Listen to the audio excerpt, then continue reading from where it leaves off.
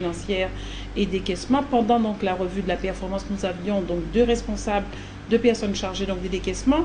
Et notre objectif à cet égard est d'aller vers une automatisation des flux, de pouvoir aller en fait à des décaissements électroniques, si vous voulez, où on aurait donc des possibilités donc de vérification donc beaucoup plus fortes.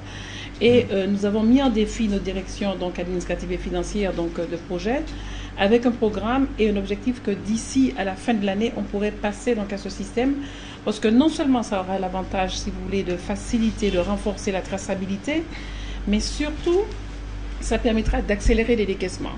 Dans d'autres pays qui ont atteint ce niveau, on nous dit que pratiquement les décaissements ont doublé. Et donc, qui dit décaissement accéléré, pour autant qu'il soit fait de bonne qualité, c'est accélération des programmes. Donc, je pense que de même là, nous avons tous les yeux rivés sur cette dimension.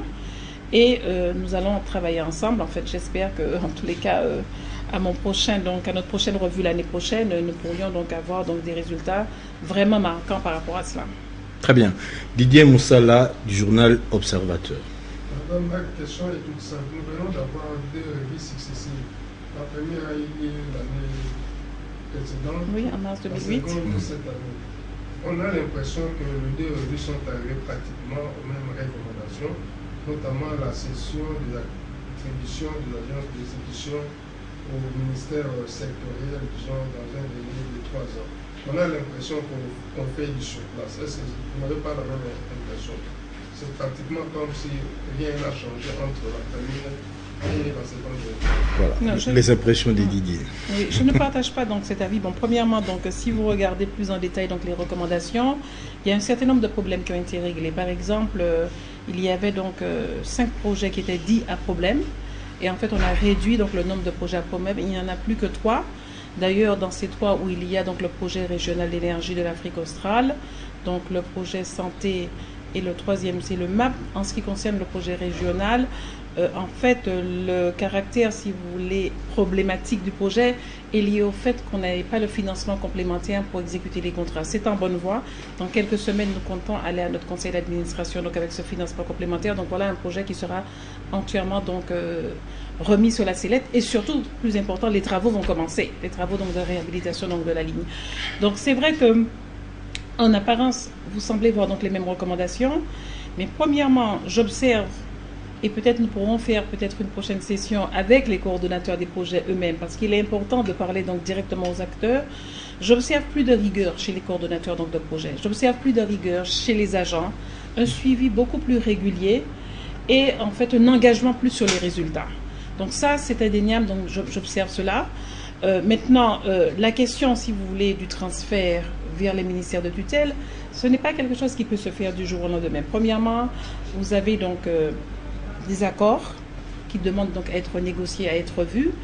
Et ce que je voudrais vous dire, c'est que sur le montant de 1,5 milliard donc, de dollars non décaissés, vous avez à peu près 200 millions de dollars qui sont en fait un encours des anciens projets d'urgence.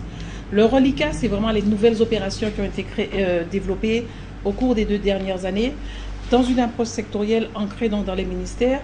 Donc je dirais que même si donc, nous mentionnons donc, un certain nombre de points qui doivent être poursuivis, on voit très nettement que les problèmes donc, sont en train donc, graduellement donc, de se résorber. Cela ne signifie pas qu'il n'y a plus rien à faire et notre attention doit être toujours soutenue et c'est bien le message que j'ai donc fait passer donc, lors de la revue. Didier Mavambou de l'agence AGM. Je rectifie, c'est Didier Mavambou. Didier Mavambou. Alors je me réfère un peu marche en arrière lorsque vous avez parlé de votre campagne sur la lutte contre la malaria, oui, avec la distribution de moustiquaires araignées. Oui. Il y a eu beaucoup d'incendies selon lesquels que c'était en fait du poison, etc. Est-ce que dans les jours à venir, lorsque vous allez reprendre en fait cette opération, peut-être que ce n'était pas la dernière, les savons, est-ce que dans les jours à venir, vous allez prendre les dispositions pour que les gens aient accès à l'information? Parce qu'on a senti qu'il y avait des déficits communicationnels et ce qui a mené à des interprétations mauvaises. Je pense que sur cela, il faut quand même reconnaître qu'il y avait une campagne d'information qui était large et qui a couvert donc beaucoup de médias et différentes formes. Et surtout, il y a eu les relais communautaires. Je pense qu'il y a eu une volonté un petit peu malsaine donc d'induire les gens en erreur. Et je dois avouer que dès que l'information donc a été connue, les autorités ont réagi immédiatement. Le ministre de la Santé donc tout de suite donc s'est présenté donc à la télé. Je pense que bon nous l'avons soutenu puisque évidemment nous ne sommes pas les premiers acteurs, mais nous accompagnons donc le mouvement, l'agence donc de communication également. Et surtout, je pense que les gens se sont très vite rendus compte que les moustiquaires donc n'étaient pas du tout donc empoisonnés. D'ailleurs, bon, moi je dors sous ma moustiquaire, j'espère que vous dormez sous la vôtre aussi. Et donc, on se rend compte aujourd'hui que les gens dorment paisiblement. Je peux vous dire que, bon, moi je suis descendue dans le quartier, au quartier de Kitambo, et j'ai vu cette dame qui m'a montré sa belle peau, qui me disait, depuis que j'ai la moustiquaire, je n'ai plus un seul bouton. Donc, c'est vrai, ce sont des leçons pour nous, pour voir donc peut-être comment anticiper donc davantage, comment donc prévenir, et c'est valable non pas seulement donc sur cette question des moustiquaires, mais dans d'autres aspects. Mais je dirais que globalement, on peut quand même considérer que ça a été donc très satisfaisant, y compris en matière donc de communication. Nous sommes en train de faire une enquête qui va apprécier l'impact, comment donc le programme se met en œuvre, comment les gens l'utilisent. Les premiers résultats d'ailleurs sont assez intéressants, mais je préfère donc attendre qu'on ait quelque chose de beaucoup plus consolidé. Et surtout, donc, ce qui est très important, dans le cadre du forum, le ministre de la Santé a commencé à faire le plaidoyer pour qu'il y ait en fait une couverture totale donc, du pays, parce que le faire donc, à Kinshasa sans faire les autres provinces ne serait pas donc, une approche satisfaisante. Alors déjà, pratiquement, nous avons donc toutes les moustiquaires pour faire l'Équateur et la province orientale. Il reste à mobiliser le financement pour le transport et la distribution.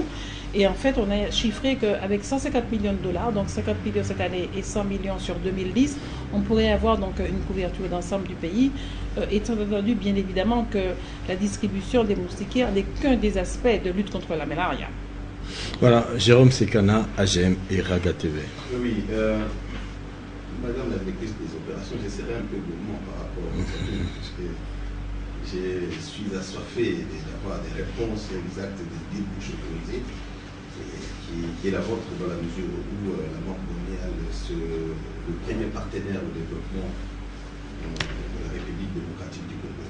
D'abord, je viens de jeter un coup d'œil rapide sur les quelques résultats en rapport avec la revue des performances du portefeuille de la Banque mondiale qui avait pour thème l'accélération pour les résultats visibles. Je voudrais, première question, madame, je voudrais savoir, en vous réunissant, vous devriez nécessairement donner un coup de fouet à tout ce qui se passe